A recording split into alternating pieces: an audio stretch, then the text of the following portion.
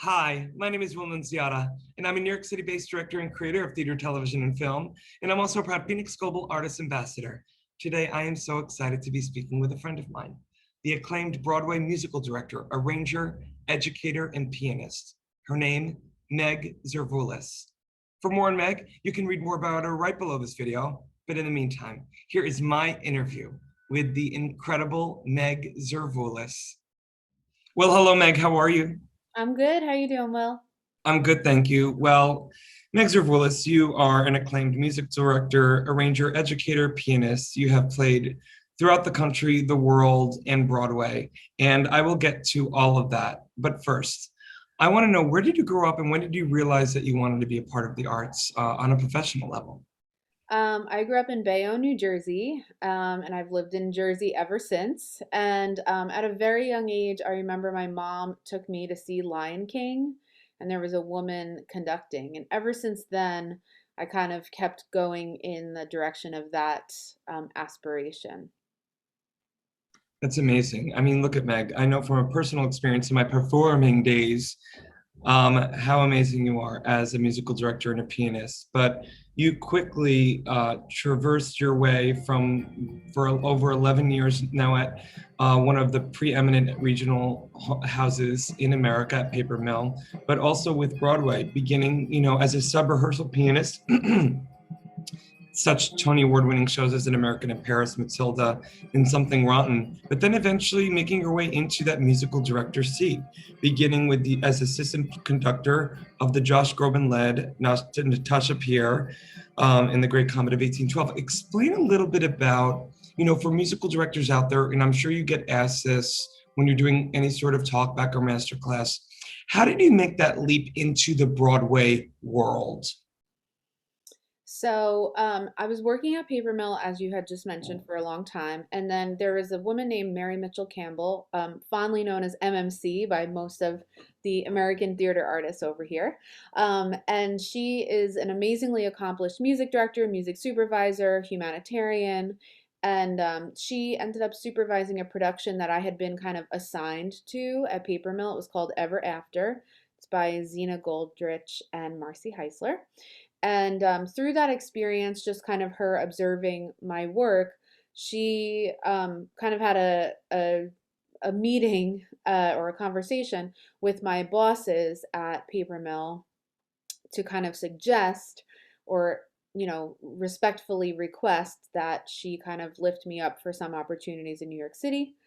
That led to becoming a rehearsal pianist at Finding Neverland. And then right around that time, Matilda had been looking for new pianists to be on their roster. It's a somewhat challenging classical piano book, so it's not easy to kind of fill that chair. She again raised me up for that opportunity, and I was able to have that be my first Broadway subbing on it, like an evening show, playing a piano book. And then truly since then, it's been all about one thing leading to another, pursuing along with some other guardian angels in addition to MMC. Well, Meg, you're very humble. I mean, you not only have the craft and the education and the skill set because you are able to play all genres of music. I know this from little old me when I was a performer, but also you look at all of the different shows that you began as a sub-rehearsal pianist. It's across every single genre of music you can imagine. But from there, you then kept going and you eventually became the associate music director of Mean Girls, which Mary Mitchell was the music supervisor. Was she also the music director, conductor of that? Yeah, she was. So we were together every day, which was a total blast. So there you are at Mean Girls, obviously also taking over the baton at times, but then your big break of sorts. I mean, big break. I mean, you've been on Broadway for quite a few years at that point, but in taking the lead as musical director and conductor of not only an amazing show, but a groundbreaking show called The Prom. Explain to me what that phone call was like or email that you found out that you were going to be the musical director of an original Broadway musical. Yeah, I think I have the voicemail saved. So Yes. in Broadway, we usually receive that call from the contractor, who is, this man or woman who is kind of in charge, is the HR person for hiring the musicians that are involved with the production. Before that, we had had a couple of conversations with the director, Casey Nicola, with MMC, with a couple of other people on the staff. Before Mean Girls, we had been out of town in Atlanta developing the prom, doing its out of town tryout. uh, I I inherited the MD chair there when MMC had to come back and do Kristen Chenoweth on Broadway. Just a small gig, and so I had a relationship with the show because Mean Girls was then running simultaneously. We just felt the best plan would be if I would take a step up and give it a try. And I was so happy. I remember calling my family immediately, and my now husband, and we were just all so excited. So, and it was the gig of a lifetime, I always say, and many of the people in the band that played that show often say that it will be very hard to top that experience. It was just a wonderful combination of really magical theater making. Yeah, well, you not only had top-notch performers who have been around forever, you obviously assembled an incredible band of Broadway's best. And I remember seeing it quite a few times and getting to see you, conducting, and then hearing the story about you as a little girl going to Lion King and seeing that girl. I'm sure, you've thought about those other little Megs out there, seeing you in your badass self leading that orchestra in that company.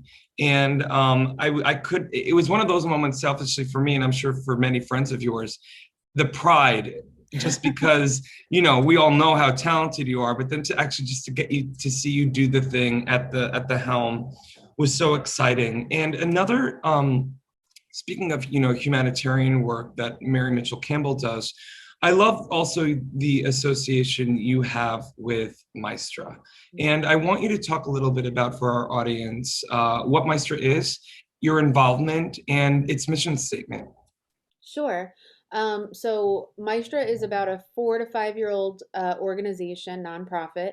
It is dedicated to uplifting women and non-binary people in theater and music theater of any kind. So, conductors who conduct opera, composers who compose musical theater, instrumentalists that might be in the pits on Broadway, music directors, orchestrators, copyists, etc.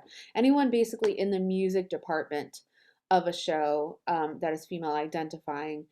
Maestra as an organization helps to build visibility for those people, opportunity, et cetera, et cetera. So this year we started the Maestra Mentorship, in which we helped 36 women who are either current, college students, DMA students, master students, or mid-career ladies to have one-on-one meetings for a consistent amount of time with established industry professionals, and it looks like we plan to continue that again. So that is my main involvement with Maestra, and it's been a delight and something that I think is really important.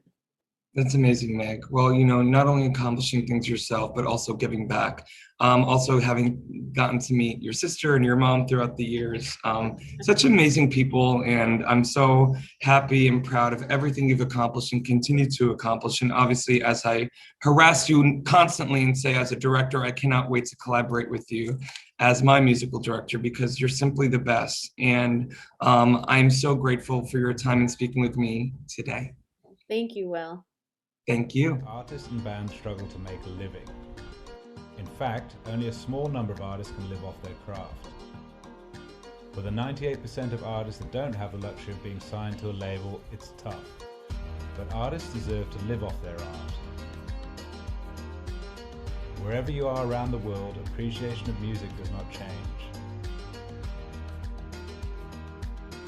FENIX brings bands and their fans together, whilst allowing bands to properly monetize their passion.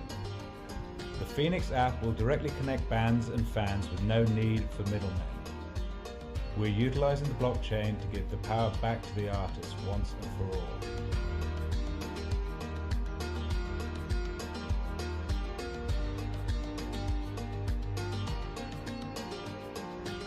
Join FENIX, join the change.